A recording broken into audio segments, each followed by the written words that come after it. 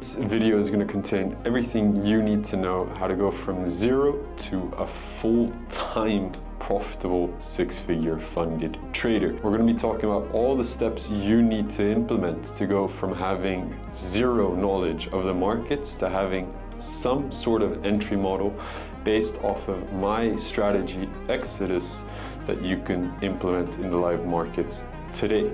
It's going to be a video where we debunk every concept that you may have already learned, every theory that you may have already learned from prior education, and we're going to rewire all that knowledge into the right concepts. So before we start, I want to explain a couple of things, a little bit about my background and who I am and where I came from. I'm Max, as you may know. I've been trading for roughly 6 years now. Ever since I could open an account, I've been executing private capital. I've been trading for a couple funds, FCA and AFM regulations, and obviously when proprietary came by, I've been able to pull quite a couple of payouts. I think pulled more than 6 figures in proprietary funding across numerous firms, totaling roughly at 3 million in proprietary funding at max allocation.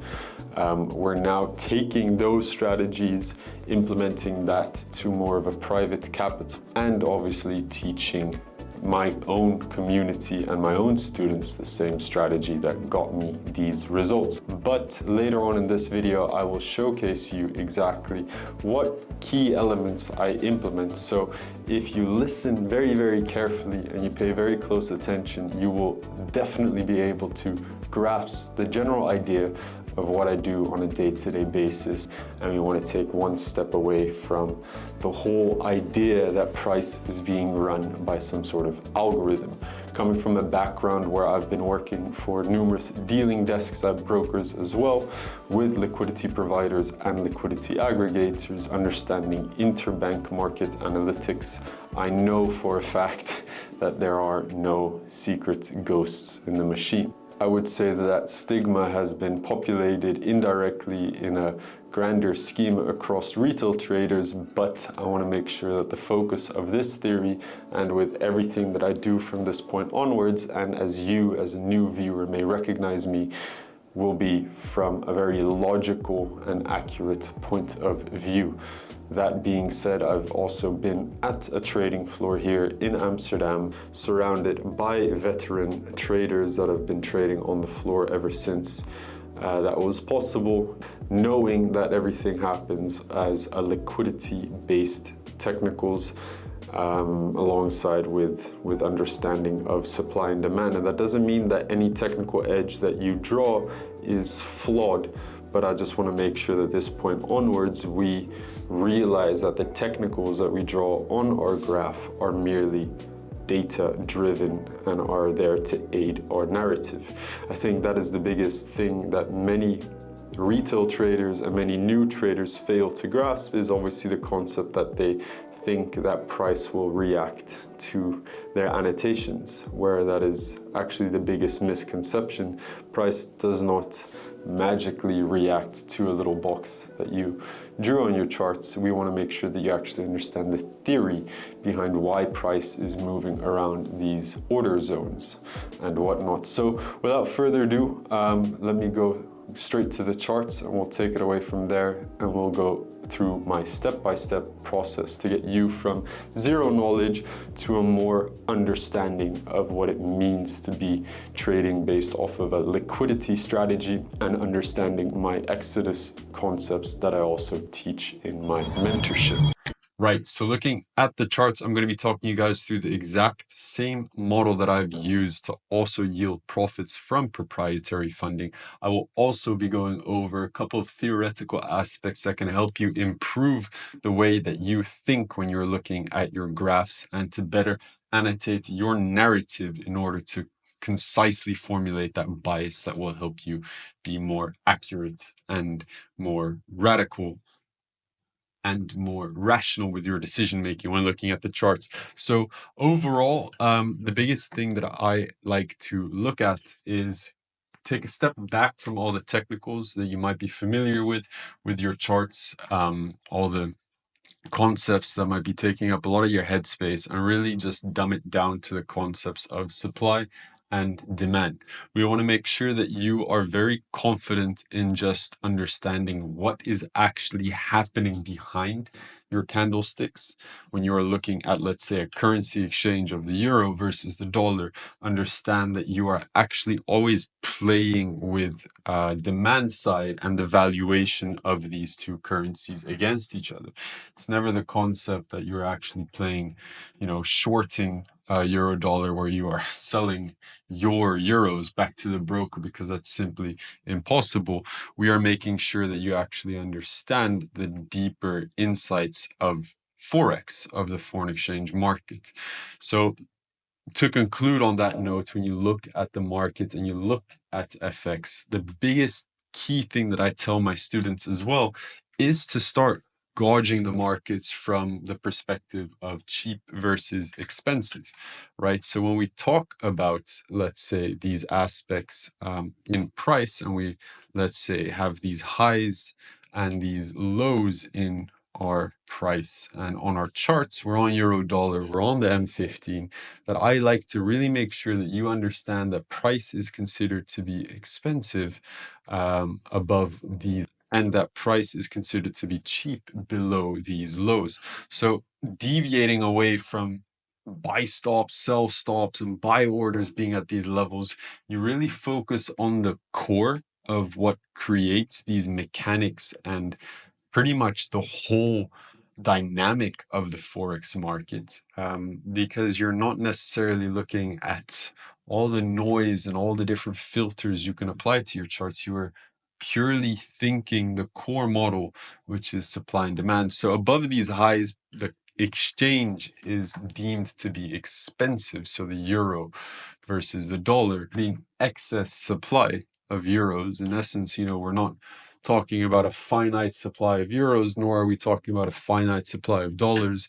We are pretty much just valuing these two against each other. So it's always going to be demand based, right? If you short euro dollar, you're buying up dollars, obviously US dollars. So the demand at these levels, right, where this exchange is considered expensive, actually the demand for dollar is what is going to be increasing. Vice versa here, obviously, it's going to be an excess supply of dollars. Obviously, you cannot have an excess supply. It's not finite in that sense. So you're going to have to understand that it's going to be then an excess demand. There's going to be more demand for euros at this relatively cheap place. Again, emphasis on relative. We want to make sure that we understand the concepts that it's relative, right? It's relative to whatever fractal time frame you are looking at, right? You have to understand that it's all to the way that you look at the charts, and I'm here to make sure that the way that you look at the charts can be simplified, right? Highs and lows, expensive, cheap. We're going to be combining this theory with supply and demand. We're going to attach a very simple entry model that you can do as well. And that's exactly the same entry model that I did to yield those 5-figure payouts in my proprietary funding as well. So we look at expensive versus cheap. Overall, to keep it absolutely simple, we're going to make sure that you guys are only going to be trading these relative areas where price is either considered expensive or considered cheap, because based off of liquidity, something that we can conclude at these areas is that liquidity. So market participants in the market will then make sure to be distributed out of these levels. So whether they're in the direction that you're anticipating or against the direction that you're anticipating based off of your higher time frame bias, above and below these highs, liquidity, so the volume of these market participants, will be distributed. So that means that market making capable participants, or any liquidity aggregator that is on the markets, is going to distribute their volume off of the markets. Sounds very complex, but really, the more you think about it and the more you see it in these charts, the easier it will click for you, these concepts. So what we would like to do, right, is we would like to wait for confirmation of these levels being swept. So a very, very easy model that I like to do is actually a bread and butter play that we do with Exodus as well, which is going to be the sweep of 2 consecutive levels. So we have something that we call the Asia range here. So I'm in the Amsterdam time zone. So this is going to be throughout the night for me.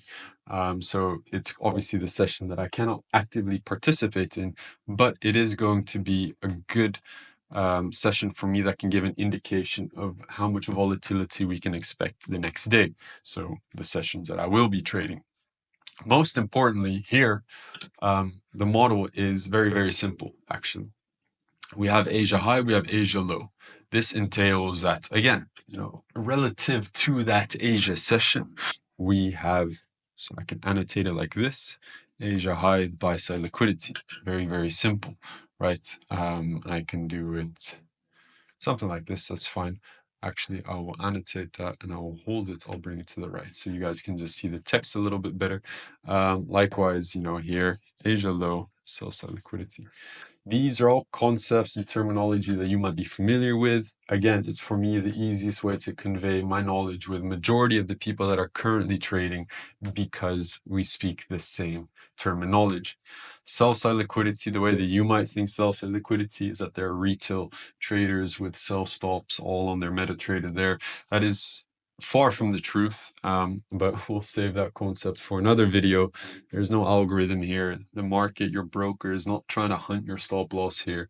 It's not trying to trigger you into stuff. High frequency traders are not trying to snowball you into positions. You don't have a crosshair on your back. Let's make sure that you understand that. Regardless, back to the model, we have a sweep. Sweeps are levels that are going to be important for us where we consider price to be relative expensive versus relative cheap. In this case, what we have is Asia high, buy side liquidity that gets taken out. That's one good thing. So if this level gets taken out, we can then anticipate, right, the other level to also be taken out. In this case, what we actually have is even better, right? We have liquidity on both sides being taken out. So we have a very minute, very small sweep here at the downside, and then we have price actually taking out the upside, and then it continues further. It continues to what we like to call this liquidity area because wicks are going to be broker based, and this is then for us previous daily high. It's buy side liquidity. From this level, what we can annotate is actually we want price to come back into this range. And this is exactly the model that I traded that has given me the easiest, let's say, setups to actually take with quite a lot of confidence and risk a little bit more than, let's say, your average normal setup that you can have throughout the day. It's just simple criteria like this. So the main criteria that you're waiting for in this case is going to be a sweep of, let's say, Asia high or Asia low. So in this case, Asia high. From there, you want previous daily high. So we're stacking them up. So if it's Asia high, it's going to be previous daily high, which is here. And then from there, we want price to come back into the range, right? We're already on an execution time frame. We're already on M15. From there, what we anticipate is price to actually go lower, back into the range, right? Ideal scenarios. So this is where you got to take your pen and paper out. So a little bit more the complexities of additional variables you may want to add in this model is looking at New York midnight. Let's not make it too confusing just yet. This is something that I cover a lot more in depth in my mentorship, and we go a lot more explicitly on, let's say, openings and the volume and the liquidity that's being injected from opens and the whole fair valuation between the range. But what you can also look at is how price reacts around the open, right? And this is a small gem. If you look very, very closely, you can see that we've opened in this case at, let's say, 11617, right?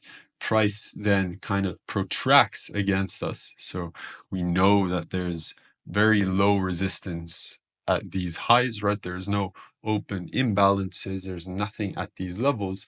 You can see that price then, peaks just a little bit more, right? You can see that these wicks right here inject us with a little bit of liquidity to us to pull through further, right? From here, what you actually can notice is that price leaves these gaps to target, right?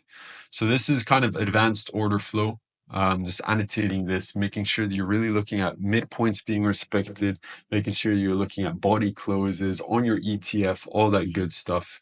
But what is important to note is that there's intent. Intent is kind of the word that I use to really click with my students as well, to make sure that you realize that, there's intent for price to go for previous daily high. Once we're at previous daily high, we want to see one immediate reaction, right? We want to see that price comes back into that range right here, closes below that range. Many new traders will consider a wick above this level to be suffice, but data shows, and if you're data driven, which is very important to be, you will notice 9 out of 10 times that if we do sweep that level, there is still space for price to sweep it one more time, right? So you have that first sweep, price can actually then decide to sweep buy side liquidity one more time, because that high, in this case, let's say we swept it like this, then price will often enough then consider to sweep it one more time and then react from that level, right? So make sure that you're at the start just looking for confirmations such as body closes below, buy side liquidity in this case, again, and under that liquidity area. All advanced techniques that you can start applying, looking at your data and stuff like that. But in this case, very, very simple, right? We're on M15. We do have a body close above, body close below. Best case scenario, again, that bearish candle is engulfing, kind of eats up that entire wick. So that's totally fine. And we are back in that range, back in pretty much what we anticipated after a high, that we can then go lower and then take an entry based off of these levels, right? This is exactly the concept that we're pretty much waiting for throughout, day in, day out. It's the standard setup that you want to implement, where you can see that price comes back. We have what we like to call an order block here, and this is it, right? This is pretty much the model on its own. We have an order block. We have what we like to call MT, like this, stands for mean threshold. This being our bearish order block. And if you want to obviously learn a lot more in depth, you know where to find me. But this is the concept, right? This is what we like to call an E1, our first entry within our entry model. And in this case, what you do is no fancy smancy stuff. SL above the high, and you automatically have areas that you can target because everything should be aligned, right? You have these open pockets that you can target, being those imbalances that price left behind. And then throughout the way, you can target the bottom of that range, right? All in all, really, really not that difficult, right? Partials along these midpoints. It's not rocket science at these levels, right? This is personal preference, how you want to adapt these levels. And then clearly, if Asia low has been left open, then you would want to often enough tighten your TP, because you will most likely get a reaction off of that. In this case, what you see is price, reacts at these significant levels. They're sensitive areas on your chart, and then goes actually straight to, who would have thought, the bottom of that range, right here, and then reacts straight from that. So really, this concept, just looking at euro dollar, we're not even going into correlations with DXY or anything, right? Because in this case, what you can tell, if you look back on this scenario, is that you'll most likely have what we call divergence between euro dollar and the dollar index, DXY, which is an added confluence to this trade. But all in all, this concept is pretty much the way that we really put it out here, especially one of the more familiar entry models across the community that we do in day out. So make sure that if you are just starting with trading, that you keep it as simple as possible for you. Watch this video, go over the notes that you've made on this video. Just look at these levels that we're looking at, see what advanced techniques you can spot. So if you really want to take your trading to the next level and you're done messing around, make sure to just hit up my Instagram, send me a DM, and I'll see exactly how I can help you out with your trading journey. I've got a couple slots available. We're making sure that we get through every ambitious and qualified student to make sure that AO, Anomalies Observatory, is their final stop to their trading journey and is going to incubate them for the same success that I've also had throughout my trading career. Make sure to really yield as much as you can from the free knowledge that I'm giving you. And if you really want to take it further to the next step, you know exactly what to do.